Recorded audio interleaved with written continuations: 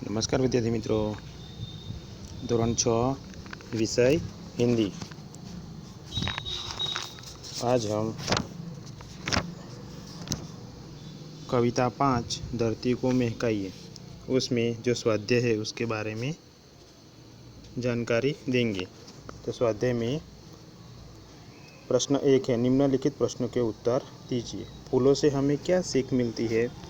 तो हमें लिखना है कि फूल हमेशा खुश रहते हैं, आंधी और वर्षा को भी हंसते हंसते सहन कर लेते हैं।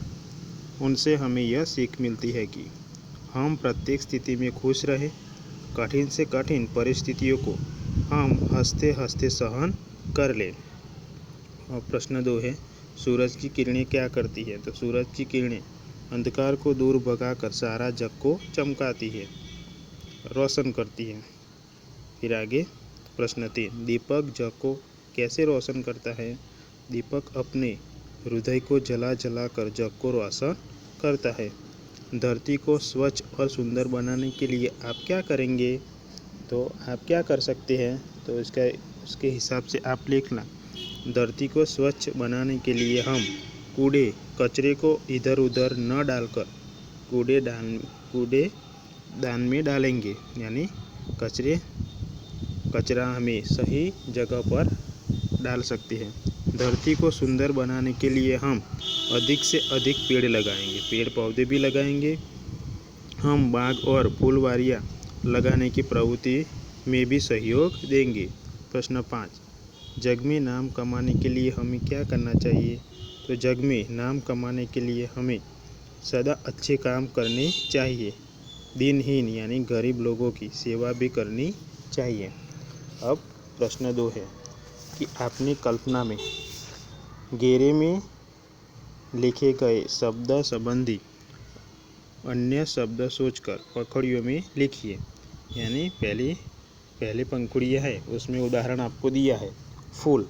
तो फूल हमें क्या क्या देता है? ताजगी, कोमलता, सुगंध, खुशी। उसकी हिसाब से दूसरी 3 पंखुड़ियाँ है, उसमें आपको लिखना है। तो चाँद, तो चाँद हमें शीतलता देता है, तो शीतलता लिखना है। चांदनी, आनंद, किरणें, ऐसे आप लिख सकते हैं। आगे धरती, तो धरती पर जो प्राणी रहते हैं वो लिख सकते हैं। पर्वत, सागर, जंगल, वो सब लिखना। फिर वृक्ष हमें क्या देता है? तो फूल, डाल, पत्तियाँ, फल, तना जो देता है वो हम लिख सकते हैं। फिर आगे प्रश्न 3, समान प्रास वाले शब्द पढ़िए और बोलिए। इसमें पढ़ना है और बोलना है, तो आप ये लिख लेना अपनी नोट में। मानवीय, मानवता, सज्जनता और समानता, उसमें क्या है? तो ता, पीछे ता लगा हुआ है, तो समान प्रास वाले हैं। इसमें लंबाई, चौड़ाई, गहराई, पढ़ाई और लिखाई, उसमें ई आता है, ई समान प्रास वाला है। चाचा, दादा, नाना, मामा और बेटा, उसमें चा, दा, ना, माँ और बेटा जो पीछे का है वो समान प्रास वाले हैं। निम्नलिखित शब्दों का वचन परिवर्तन करके वाक्य में प्रयोग करना है। तो क्या करना है? वचन परिवर्तन। ये पहला उदाहरण दिया है कि लड़का तो लड़की, वचन परिवर्तन किया है, उसका वाक्य प्रयोग बनाया हुआ है कि पाठशाला में सभी लड़के प्रार्थना में नियमित है।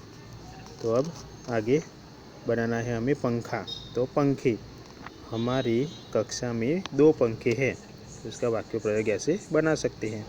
फिर आगे आँख, तो आँखें, दुर्घटना में लड़के की आँखें चली गई। फिर तीसरा किताब, तो किताबें, मैंने कहानी की किताबें खरीदी। फिर पौधा, तो पौधे, हमने बाग में नए पौधे लगाए। फिर 5वां पेंसिल, तो पेंसिलें, तो ये सभी पेंसिलें अच्छी हैं। प्रश्न 5 है, तो प्रश्न 5 में आपको काव्य पंक्ति नहीं लिखनी, उसका भावार्थ ही लिखना है। काव्य पंक्तियों को पढ़कर उसका भावार्थ लिखिए। तो लास्ट में जो उसका भावार्थ है वो लिख लेना है, काव्य पंक्ति नहीं लिखना है। तो भावार्थ क्या आएगा? दीपक सदा स्वयं जलता है। दीपक क्या है? यहाँ दीपक की बात की गई है काव्य पंक्ति में, तो दीपक सदा जलता है लेकिन हमें प्रकाश देता है। हम भी दीपक की तरह स्वयं कष्ट सहे, लेकिन दुखी लोगों का दुख दूर कर उन्हें सुखी बनाए। यानी दीपक क्या करता है? कष्ट सहकर हमें प्रकाश देता है ना, उसी प्रकार हमें भी कष्ट सहन करके दुखी लोगों का दुख दूर करना है और उन्हें सुखी बनाना है। ऐसा करने वाले मानवों को यश मिलता है। ऐसा जो लोग करते हैं उसको यश मिलता है। दिल में सच्चे और अच्छे काम करने वाले, दिल में जो सच्चे और अच्छे काम करते हैं ना लोग, दुनिया को सुंदर और सुखमय बनाते हैं। दुनिया को, सारी धरती को मैं कहा, यानी दुनिया में सुंदर और सुखमय कौन लोग कहलाते हैं? जो अच्छे और सच्चे काम करते हैं वो। फिर आपको इतना जानिए, इसके बारे में लिखना है।